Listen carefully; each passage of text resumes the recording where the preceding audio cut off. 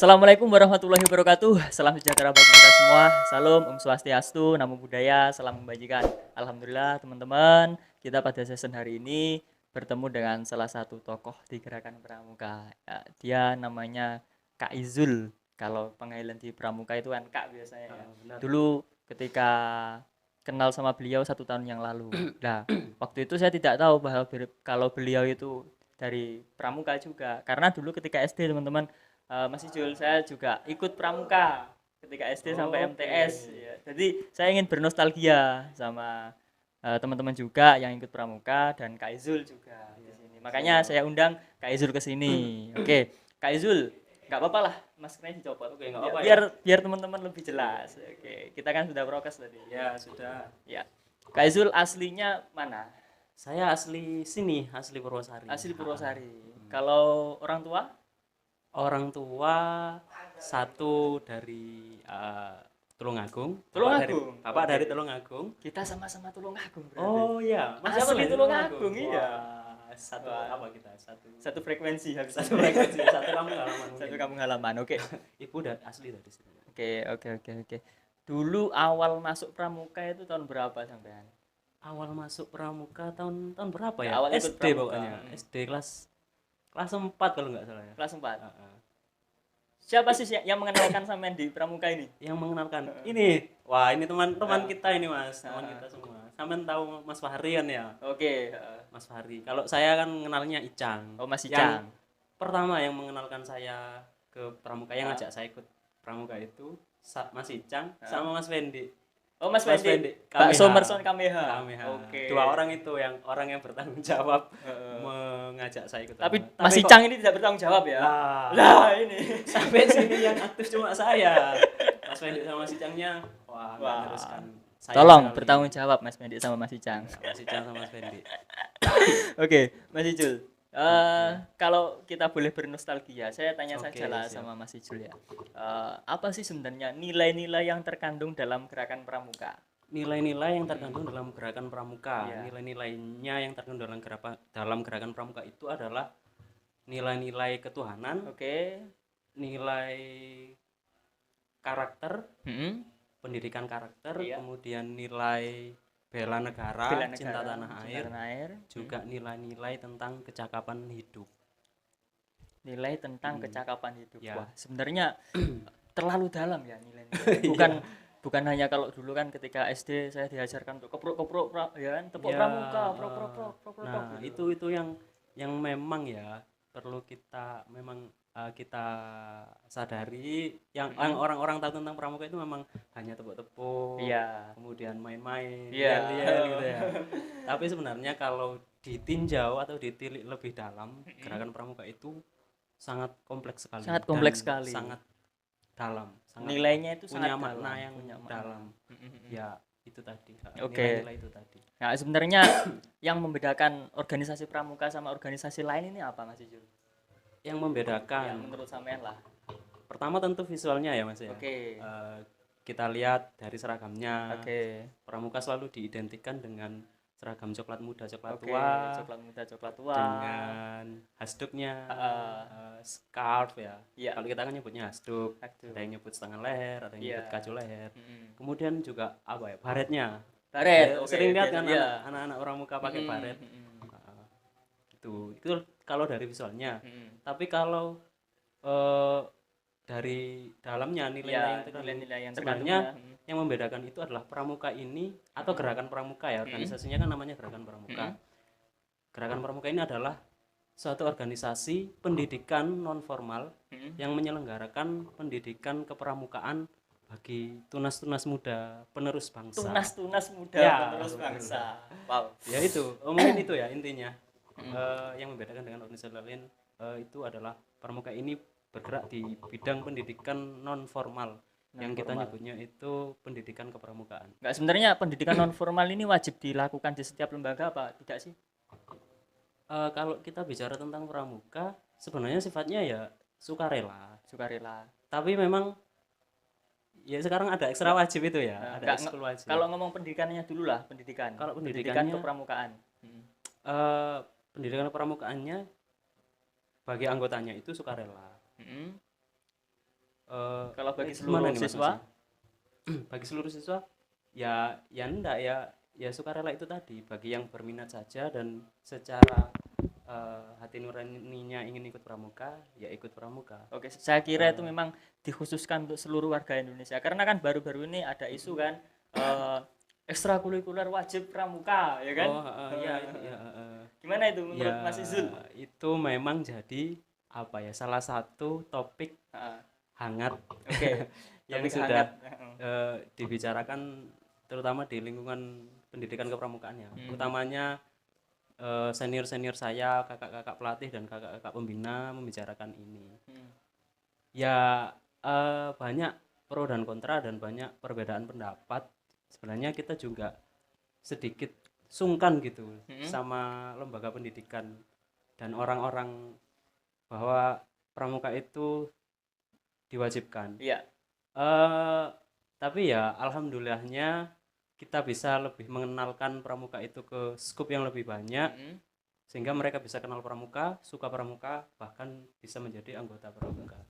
Oke. Eh topik ini sebenarnya adalah topik yang lahir atas lahirnya produk hukum peraturan Kemendikbud Iya. waktu itu tahun 2014, 2014 ya. Permendikbud nomor 63 tahun 2014. Oke, oke. Nah, itu memang di dalam peraturannya Ah.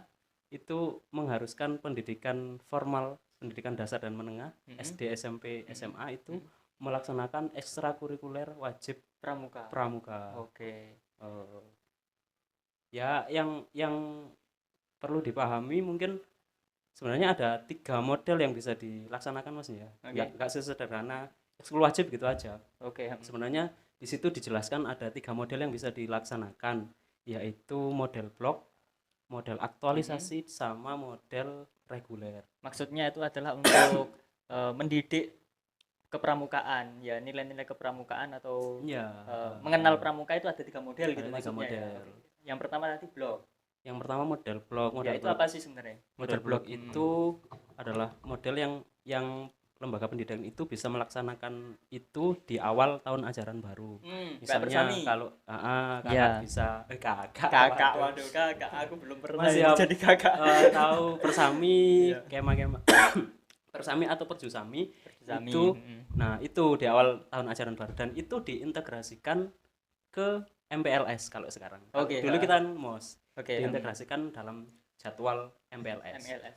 Kalau model aktualisasi ya yang sedang hangat dibicarakan ini yaitu dilaksanakan setiap minggu, diikuti oleh seluruh peserta Melalui didik ekstra melalui pramuka ekstra itu. pramuka setiap minggu. Nah, kalau model reguler itu adalah model yang diikuti ya adik didik yang atau peserta didik yang sukarela mendedikasikan diri ikut gerakan pramuka dan menjadi Lebih anggota lebih gerakan dalam pramuka. lah ya. Jadi lebih dalam dan mendapatkan pendidikan kepramukaan lebih menyeluruh di situ. Oke, oke, oke. Kalau Mas Izul sendiri ya, kalau Mas Izul sendiri menganggap pramuka wajib apa tidak dilaksanakan? Maksudnya wajib nggak sebagai ekstrakurikuler di sekolah-sekolah? Menurut sana Eh, sendiri? Kalau saya sebagai insan gerakan pramuka ya, Iya. tapi ya perlu dipahami juga kalau saya ini bukan seseorang yang maksudnya expert di bidang kepramukaan. Mungkin nanti Mas ya bisa menilai topik ini lebih jauh dengan orang-orang yang lebih ahli gitu ya. Nah, ini sepengetahuan saya dan sepemahaman saya atau sependapat saya, kalau saya lebih ingin pramuka itu ya sukarela sesuai dengan amanat di undang-undangnya bahwa pramuka itu anggota pramuka itu adalah orang-orang yang secara sukarela ingin mendedikasikan diri dan menyerap pendidikan kepramukaan di gerakan pramuka. Kalau kayak diwajibkan gitu ya namanya diwajibkan berarti kan ada unsur apa ya, ada kesan terpaksa ikut pramuka kalau diwajibkan ya. Jadi ya kasihan peserta didiknya yang nggak mau ikut pramuka juga, sistemnya juga sedikit harus adaptasi lagi gitu loh. Maksudnya termasuk pembinanya, terus jadwalnya, apapun yang ada di situ yang di sistem, jadi sedikit harus adaptasi lebih kerja keras lagi untuk Iya. menyesuaikan itu gitu ya. Atau mungkin di lembaga ada yang mewajibkan pendidikan kepramukaan mungkin. Ya mungkin nggak tahu ya, itu kan Permendikbud ya, dasar pemikiran bapak-bapak menteri atau pemerintah di atas sana yang mungkin alhamdulillahnya mungkin pramuka ini juga dianggap sebagai pendidikan yang penting bagi masyarakat karena memang nilai-nilainya juga luar biasa sekali Luar sebenarnya. biasa sekali, Luar iya. biasa. Mungkin itu yang jadi ide dasarnya bahwa pendidikan kepramukaan ini dijadikan ekstrakurikuler wajib. Wajib. Tuh ya ada senengnya ada nggak senengnya sih mas. Senengnya yaitu orang-orang atau peserta didik, siswa-siswi itu bisa lebih mengenal tentang pramuka, kan gitu kan. Jadi kita juga bisa lebih mengenalkan pramuka ke skop yang lebih luas, Iya. sehingga mereka bisa mengenal pramuka, menyukai pramuka, dan bahkan sampai akhirnya ikut pramuka. Iya. Tapi ya susahnya yaitu kita harus sebagai insan yang memang menyelenggarakan pendidikan kepramukaan ya harus adaptasi lebih keras lagi. Lebih keras lagi. Oke.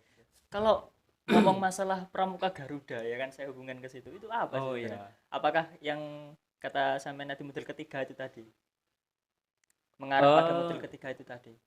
Ya, tentu kalau pramuka Garuda itu adalah satu tingkatan di pendidikan kepramukaan yang menjadi tingkatan tertinggi di setiap golongan usia. Di setiap golongan usia. Jadi di setiap golongan usia itu kan ada tingkatannya mas, siaga, Ya, mula, bantu, tata, penggalang, ramu, rakit, terap, penegak itu bantara, laksana, pandega ya pandega. Nah itu di setiap golongan usia itu sebagai tingkatan tertinggi pramuka Garuda. Pramuka Garuda. Jadi kalau misalnya jangan ikut di SMP ikut pramuka ya, penggalang ya.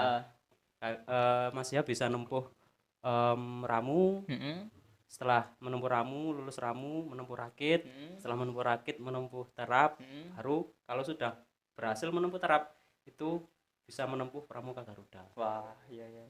Berarti tingkat tertinggi pramuka Garuda. Tingkat tertinggi di setiap golongan. Kalau untuk menjadi pramuka teladan, itu gimana? Pramuka teladan. Wah, banyak tahun mas siapa ya? Soalnya saya pernah melihat berita terkait dengan gerakan-gerakan pramuka. Ada yang menamakan pramuka teladan. Padahal saya nggak expect pertanyaannya sedalam ini loh. Enggak. Berat sekali. Enggak, menurut sampean saja. Pramuka teladan itu adalah salah satu penghargaan yang diterapkan di pendidikan kepramukaan. Banyak penghargaannya. Ini salah satu yang dilaksanakan. Jadi pramuka teladan ini diperuntukkan bagi anggota muda gerakan pramuka ya, siaga, penggalang, penegak, pandega tadi. Itu seseorang yang sudah menempuh pramuka Garuda, yang sudah dilantik menjadi pramuka Garuda, dan dia bisa menjadi teladan bagi teman-teman sebayanya. Baru bisa diberi penghargaan sebagai pramuka teladan. Contoh penghargaan di pramuka, di gerakan pramuka, yaitu tadi pramuka teladan, ada juga bintang tahunan, kemudian lencana melati. Nah itu Presiden Megawati pernah mendapat lencana melati itu karena dedikasinya dan kontribusinya bagi gerakan pramuka. Oke, keren. Terus masih banyak lagi ya Mas Izul. Oke, kalau sampai saat ini Mas Izul, sampean kan ikut pramuka mulai kecil sampai sekarang berada di di tingkat kecamatan ya? Apa itu istilahnya? Tingkat kecamatan. Saya ada di mana gitu tak? Ada di mana sampean? Saya ini di Kuartir Ranting Purwosari. Oke. Jadi salah satu pengurusnya di situ. Enggak, mulai kecil sampai sekarang kan aktif di pramuka sampean ya. Jadi apa sih kok sampean gelem ngono lho aktif di pramuka sampai saat ini? Opo ono nilai plus ya kan? Pramuka itu ono opone kan gitu loh. Akhirnya sampean tetap aktif sampai sekarang.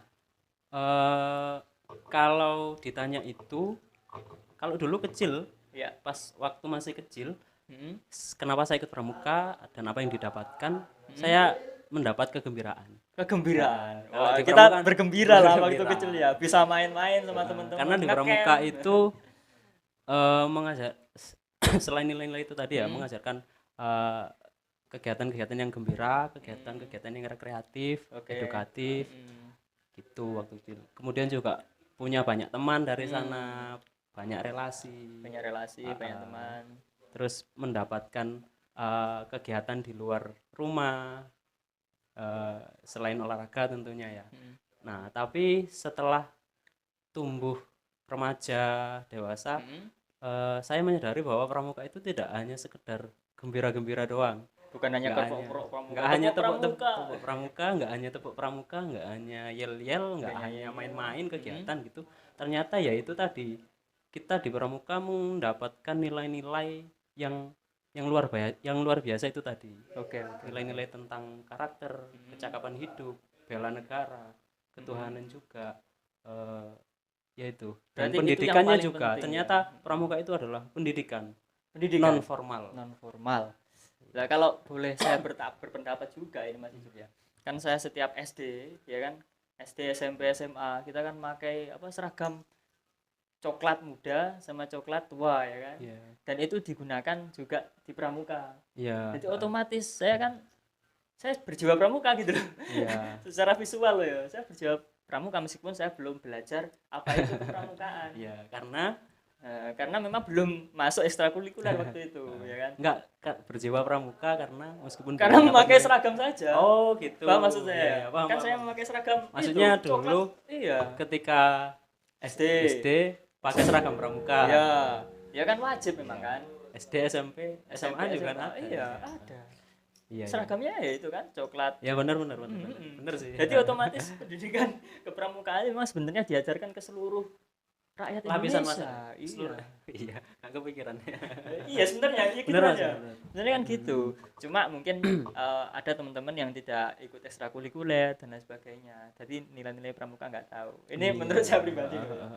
Ya kalau dari situ semua Mas Ijul, saya kembali lagi ke sampean ya. Iya. Jadi terkait dengan apa yang telah sampean dapatkan sudah sampean jelaskan. Kiranya itu sangat berhubungan dengan tunas kelapa ya. Jadi kalau ngomong tunas kelapa itu sebenarnya artinya apa sih Mas Ijul? Mungkin itu yang mendasari sampean ikut pramuka juga gitu loh. Tunas kelapa. Tunas kelapa itu adalah lambang resmi. Lambang resmi memang Resmi ya. memang. Lambang resmi gerakan pramuka. Nah, mungkin Mas Yap arah pertanyaannya artinya gitu ya. Arti tunas kelapa Iya. ya yang mungkin kan kalau ngomong lambang dan itu menjadi simbol ya, simbol di pramuka dan bisa menjadi arah geraknya sampean juga kan gitu. Mungkin. Iya. Makanya saya ingin tanya, menurut sampean arti dari tunas kelapa itu apa sih? Arti dari sebenarnya tunas kelapa itu merepresentasikan pohon kelapa itu sendiri. Nah, kita tahu bahwa pohon kelapa itu bermanfaat dari ujung daun sampai akar kan. Daun, batang, buahnya itu bermanfaat semua, sehingga dari situ diharapkan anggota pramuka itu bisa bermanfaat dimanapun dan bermanfaat bagi masyarakat sekitar serta bermanfaat bagi negara dan nusa dan bangsa. Makanya sampai saat ini sampai tetap aktif di pramuka supaya bermanfaat gitu ya. Ya, salah satunya. Ya kan kalau ngomong tunas kelapa, kelapanya kalau sudah jadi ya kan bisa buat es kelapa. Ya kan ya di pinggir jalan ya kan bisa buat diparut, buat bumbu makanan dan lain sebagainya. Itulah salah satunya buat biar bisa bermanfaat bagi seluruh lapisan masyarakat di Indonesia. Berarti sampai saat ini Mas Ijul, kalau boleh saya tanya ya, selain di pramuka, ngomong terkait dengan kemanfaatannya sampean, selain di pramuka aktif di kegiatan apa saja? Wah. Ini. Aduh, kalau ditanya itu apa ya? Ya sebenarnya sekarang juga masih merasa kurang bisa memberikan manfaat yang banyak sih. Iya. Kalau ditanya aktifnya di mana, selain di pramuka saya mungkin bisa dikatakan aktif di Karang Taruna. Di Karang Taruna, Purwosari, kelurahan ya. Kelurahan Purwosari. Kemudian alhamdulillah kemarin saya juga dapat satu peran di gugus tugas COVID. Penanggulangan COVID-19 di Kelurahan Purwosari. Jadi saya terlibat di salah satunya itu. kemudian apa ya Mas ya? BPS kayaknya pernah mendengar. Ya, tahun lalu Ya. saya pernah menjadi mitra kerja BPS untuk melaksanakan sensus penduduk Sensus penduduk 2020. 2020. Oke. Keren. Jadi kita kembali lagi ke Gerakan Pramuka, Mas Izul. Dulu kalau ingat-ingat tahun berapa, Mas? Awal Gerakan Pramuka itu. Awal gerakan pramukanya sendiri tanggal 14 Agustus, 14 Agustus, diresmikan tanggal 14 Agustus tahun 1961. 1961. Itu gerakan pramuka. Tapi sebenarnya sebelum gerakan pramuka itu ada banyak semacam gerakan-gerakan kepanduan dulu namanya. Kepanduan. Gerakan Kan? kepanduan. Ingat Masih terkotak-kotak per wilayah-wilayah kayak apa sih Jong Java, Java, ya. Yang Ambon, yang Sumatranen gitu ya. Nah, itu dulu gerakan kepanduan itu seperti itu. Akhirnya Atas prakarsa Presiden Soekarno waktu itu ingin menjadikan gerakan kepanduan ini jadi satu wadah, ya. organisasi, satu wadah menjadi gerakan pramuka. Pada Gerakan 61, Praja Muda Karana. 61 ya, 61. Dan sampai sekarang gerakan pramuka sampai sekarang berjalan. alhamdulillah 60 tahun. Wah, keren. Jadi kalau sampai saat ini Mas Ijul, sampai sendiri di kuartir ranting Purwosari. Apakah sampean masih mengajar di lembaga-lembaga gitu? Maksudnya di ekskul lembaganya teman-teman? Iya, masih membina, bukan mengajar. Kalau mengajar tenaga pendidik guru. Oke, kalau membina. pramuka membina. Berarti panggilannya apa? Kak Ijul. Kak Ijul.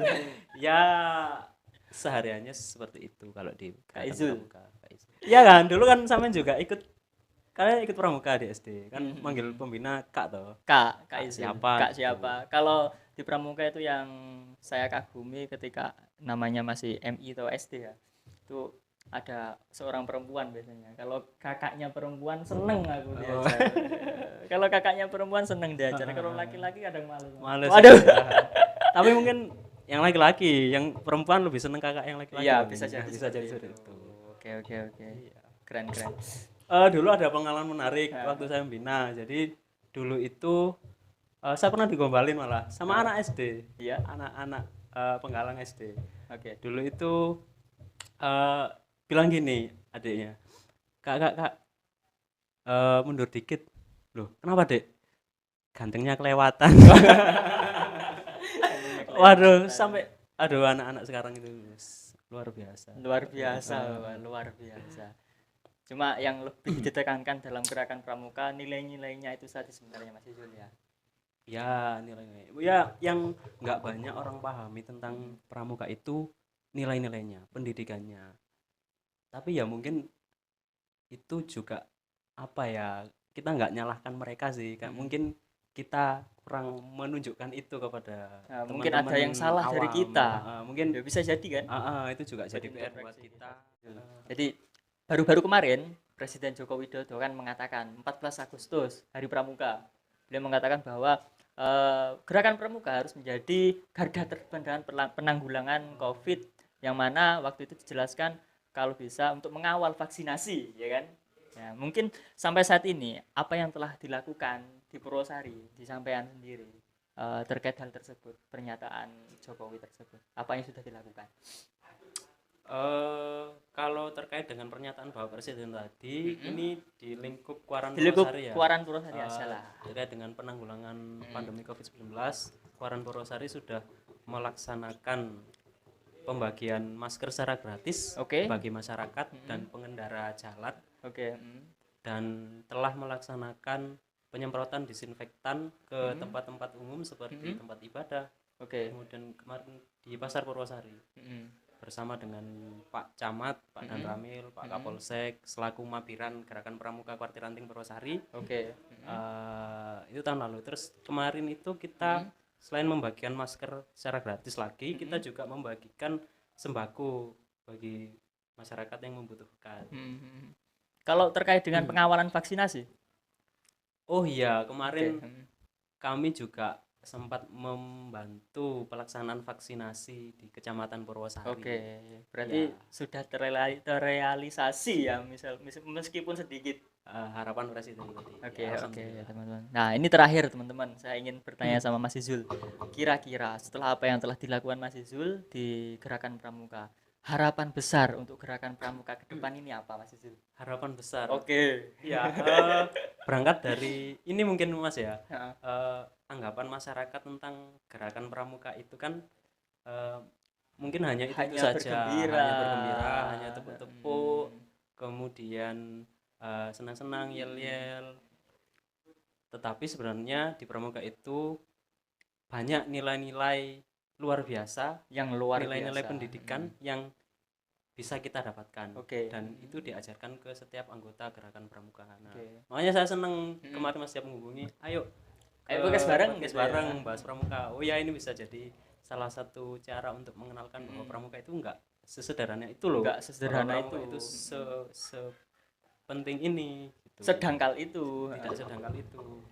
Nah, harapan saya tentunya pramuka ini bisa dikenal lebih luas oleh masyarakat, tentunya terkait dengan nilai-nilai itu tadi, sehingga kita bisa lebih punya banyak ruang dan banyak dampak yang bisa kita berikan kepada pemuda-pemudi Indonesia, dampak positif dalam rangka memajukan Indonesia ke depannya. Oke, Ya, terima kasih. Iya. Dan saya juga berharap ya. pandemi ini juga segera berakhir, sehingga amin. Pendidikan formal dan pendidikan non formal seperti gerakan pramuka bisa terlaksana. Oke, cukup itu saja Mas Ijul ya perbincangan cukup ya. kita pada season kali ini. Sebenarnya saya ingin bertanya banyak Mas Ijul, belum kalau itu bukan dengan bagaimana kalau di era digitalisasi apa yang dilakukan gerakan pramuka kan belum juga, cuma nanti saja lah. Nah, kita bisa bertemu ya, kita bisa bertemu lagi sama Mas Ijul, Mas Izul. Mungkin teman-teman kalau ingin berkenalan langsung sama Kak Izul bisa langsung japri beliau. Nanti saya kasih link Instagramnya beliau di channel YouTube saya, atau mungkin bisa berkomentar ya, berkomentar di YouTube. Ya, di YouTube saya pastinya. Kalau bisa subscribe juga. Oke, terima kasih. Apabila dari saya dan Kak Izul ada kesalahan dalam tutur kata, kami mohon maaf yang sebesar-besarnya. Apabila itu ada kelebihan hanya semata-mata dari Tuhan. Ya, gitu ya. Terima kasih dari kami. Wassalamualaikum warahmatullahi wabarakatuh.